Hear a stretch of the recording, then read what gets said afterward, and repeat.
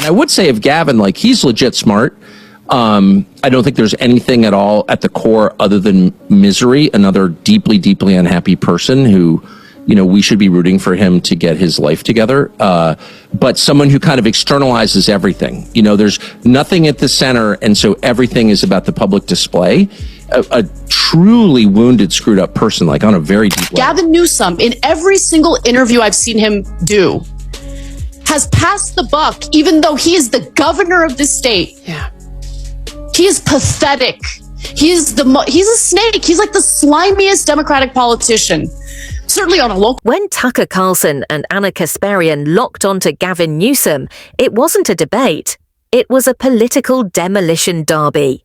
California's slick-haired salesman of dysfunction was dragged through the wreckage of his own failed policies, hollow photo ops, and headline-grabbing scandals like a mop soaked in spin, sloshing through a flood of broken promises. This wasn't left versus right. It was cold, hard reality clashing against Newsom's curated fantasy world. With sarcasm sharper than a veto pen and wit hotter than a California wildfire, the pair incinerated his polished public image and didn't even leave ashes behind. Plastic surgery model Gavin Newsom of California last month. We've chosen this. This is our decision to live in these conditions. It doesn't exist anywhere else in the world. So we've chosen this. We've accepted this. We can sit there and say thoughts and prayers, or we can look in the mirror and say, this is the price, I guess, of whatever. Fill in the blank. Freedom? This is the price I get. Freedom? Freedom from what? Prayer? How stupid is prayer? Says Gavin Newsom. People who pray are idiots. I'm the only God here. Bow down before me. You can no longer defend yourselves. Only I have the right to defend your life. If you're enjoying this video, don't forget to subscribe to the channel and hit the bell icon so you never miss a takedown like this. Gavin Newsom strutted through California like a man auditioning for a high-end shampoo commercial in the middle of an earthquake. His policies left the ground trembling, the citizens dazed, and yet somehow his hair remained perfectly sculpted, as if held together by divine intervention. You'd almost think it was the last stable structure in the state, his gelled-up monument to ego, shining proudly like a beacon of tone-deaf ambition in a sea of chaos. I actually talked to Gavin Newsom the other day. Did you really? Yeah. And what's that like? Does he smell like sulfur? It was by phone. I was talking to him on the phone. It's such a weird. He smelled like that was too fast for me. Sulfur and hair grease. Yeah. No, but I was making fun of. I shouldn't even make fun of it because it's so tragic. But what's happened to the state and people living on the street? What is his non-gaslighty perspective? He said, "Go back to Russia. You like Russia so much." I was like, actually, I'm originally from San Francisco, but I can't live there because he really told you to go back to Russia. Of course. I mean, he was laughing. Whatever. Tucker Carlson barrels in like a human wrecking ball wrapped in layers of irony, eyeing Gavin Newsom's leadership the way a skeptical kid looks at a soggy cardboard science project. Equal parts confusion and disbelief. If Newsom's political decisions were a Netflix series, it would have been cancelled mid-buffer, long before the pilot episode even got going. He ran California like he thought SimCity was a training manual, only with glitchier execution, worse graphics, skyrocketing taxes, and real-life consequences no reset button could fix. I know Gavin Newsom, and I think a lot about Gavin Newsom, many different things about Gavin Newsom, but one thing I know for a fact about Gavin Newsom is he has the capacity to beat a lie detector test. Gavin Newsom will say anything he needs to say. And not like Biden's not like this, actually. Whatever Biden's fault, he's not like this. Like Biden would, he has like guilt. If he's lying to you, he gets twitchy. Gavin Newsom's palms don't sweat.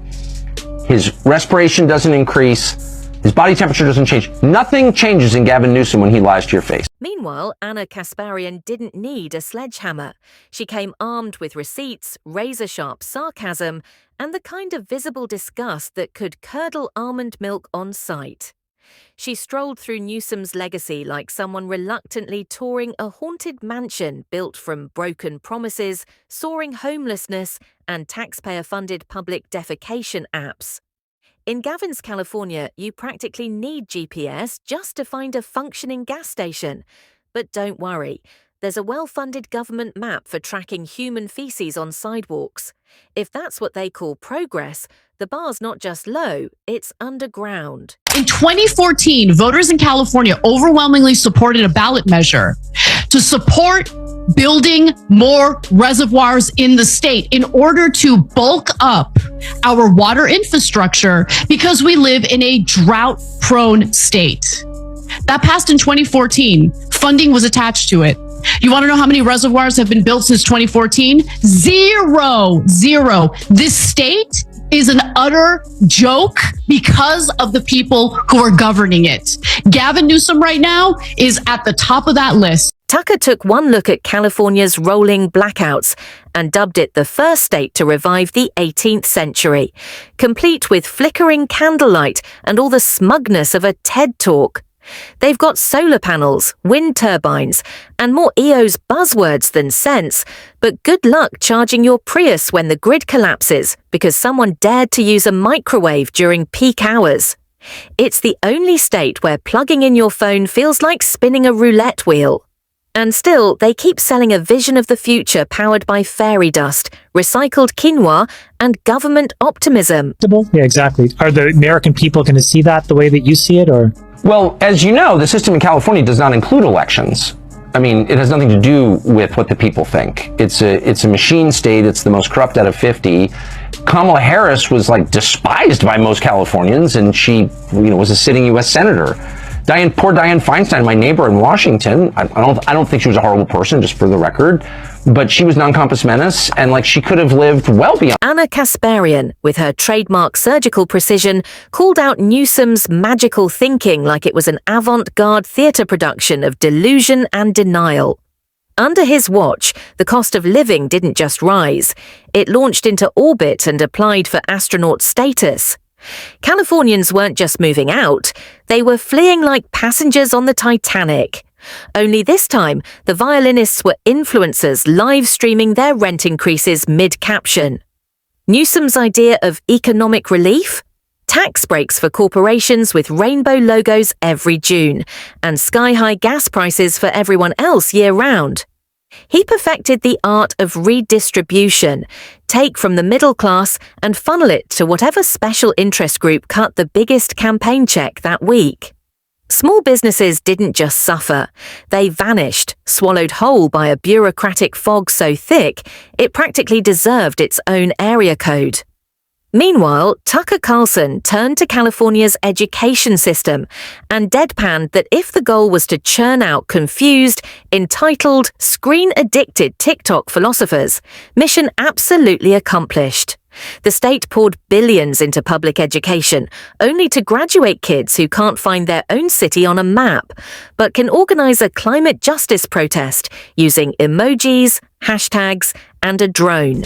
What we have seen is mismanagement of epic proportions, and the mere existence, and it is real, the existence of climate change should not be utilized as a talking point in order to pass the buck, in order to deflect blame, in order to refuse to take any personal responsibility for how poorly this state has been governed for several years now.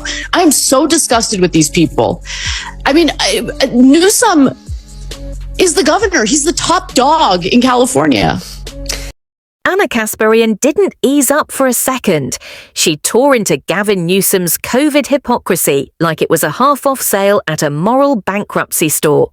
While Californians were locked down, masked up, and clinging to their sourdough starters for emotional support, Newsom was out whining and dining like the virus-checked guest lists and respected velvet ropes. Lockdown for thee, rosé for me. Tucker Carlson stood back, marveling at the audacity. Newsom governed with the detached confidence of a man who fully believes the glowing praise on his own Wikipedia page. He closed public beaches and parks, while his meticulously maintained hairline strolled maskless under chandeliers, sipping wine that cost more than most Californians spend on food in a month. Because in Newsom's world, it's all about optics. He just hasn't grasped that we all carry HD cameras now, and no one's buying the filter. But Anna didn't stop at the hypocrisy. She zeroed in on the vanity. His press conferences didn't resemble leadership.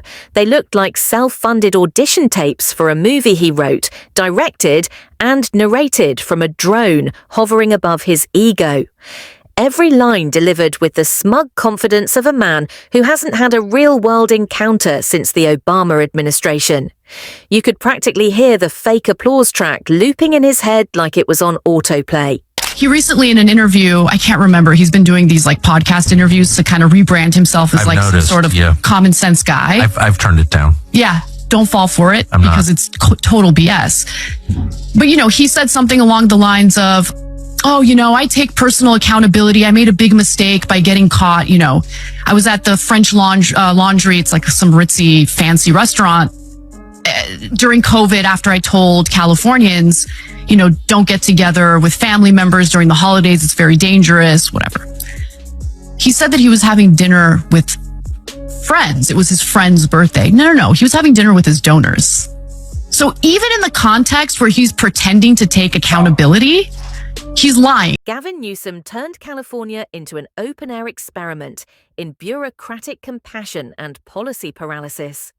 Tents popped up faster than bad Netflix originals, and sidewalks morphed into obstacle courses of human despair, while Newsom stood behind podiums, confidently announcing innovative housing strategies that sounded more like TED Talks than tangible solutions. Tucker Carlson didn't hold back. He said California's housing plan resembled a rigged game of Monopoly, except everyone lands on go to Tent City. Anna Kasparian, ever the numbers sniper, cut through the spin and pointed to the billions already spent. Billions that produced little more than a few shiny non-profits with catchy names, slick logos, and absolutely no measurable results. Newsom kept throwing money at the problem like a kid handing his parents crayon drawings, hoping they wouldn't notice all the stick figures are crying. Tucker laughed. This isn't a housing crisis. It's a leadership crisis dressed up in Botox and buzzwords. And if empty slogans could solve homelessness, California would be a utopia by now. But instead, theft under $950 became the state's unofficial discount code. Stores weren't just getting robbed, they were being treated like self-serve ATMs with broken pin pads. Anna rolled the footage. Gangs of looters sprinting through malls like they were speed-running side quests in Grand Theft Auto. Newsom's response? A word salad of societal blame, income inequality, and, why not, probably Mercury being in retrograde. Wednesday, Newsom again attacked Ron DeSantis. Watch this. Teachers were under assault because, God forbid, teachers were homosexual. And somehow people presupposed that they would be grooming our kids. That was the debate in the 1970s. The press secretary for the governor of one of our largest states said people like me that were opposed to, and I know a lot of people are offended by saying it's not really a don't say gay bill, but referred to those that opposed it in Florida as groomers. This guy.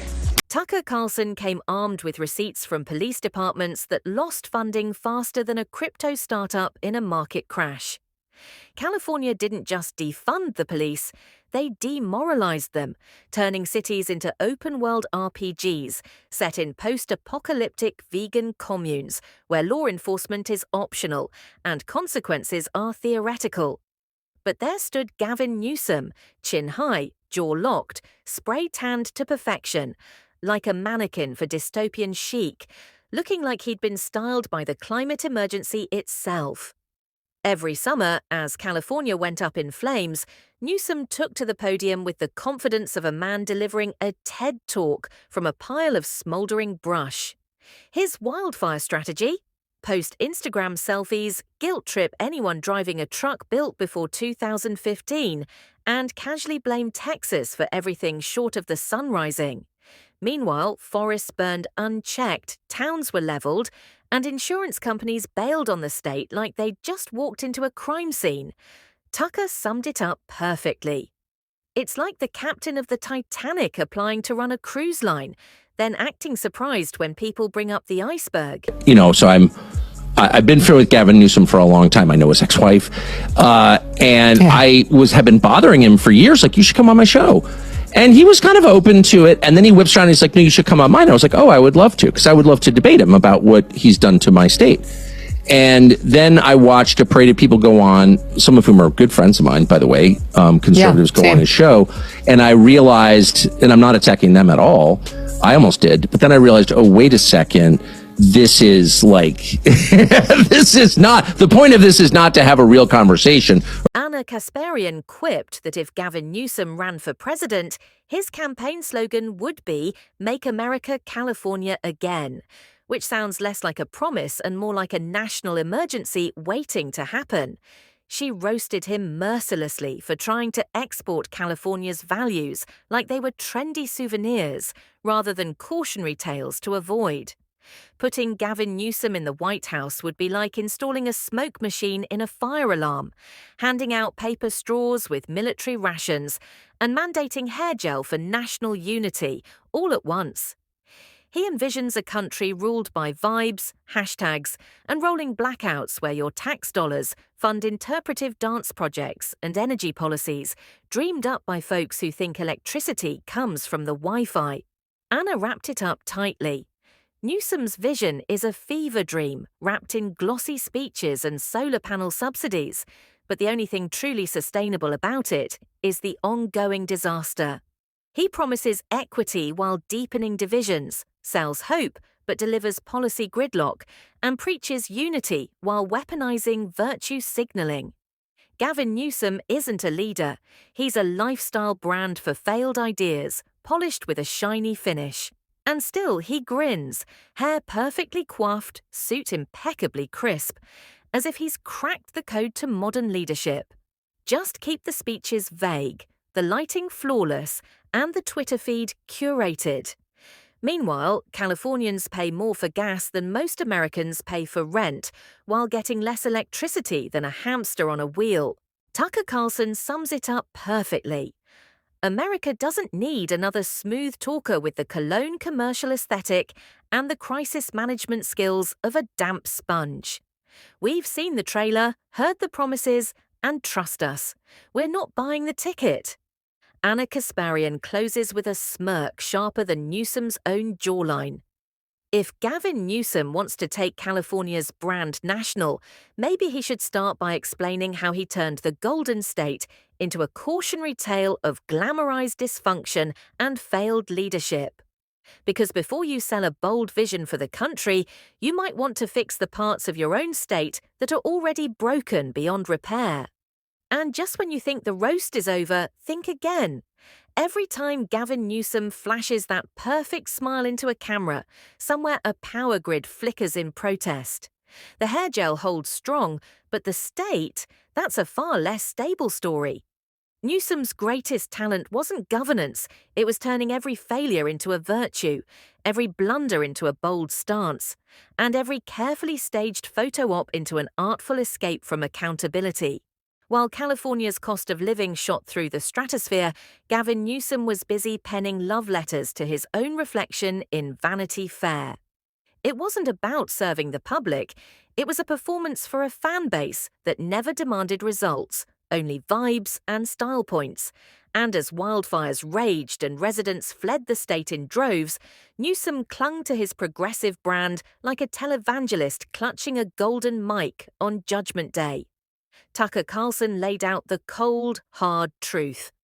Anna Kasparian sliced through the spin with surgical precision, because when your signature achievement is turning California into the nation's leading exporter of disillusioned, middle-class families, someone has to hold up the mirror, and that mirror shattered under the weight of excuses, political spin, and unchecked vanity.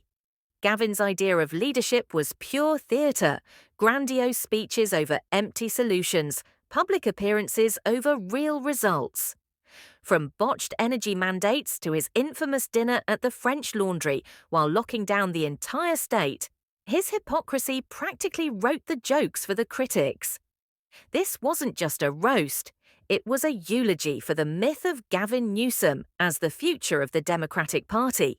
Because when reality finally caught up with the carefully crafted branding, all that remained was a press kit full of hollow promises, a disappearing middle class, and two relentless voices, Tucker and Anna, taking turns demolishing every glossy illusion with fireproof sarcasm.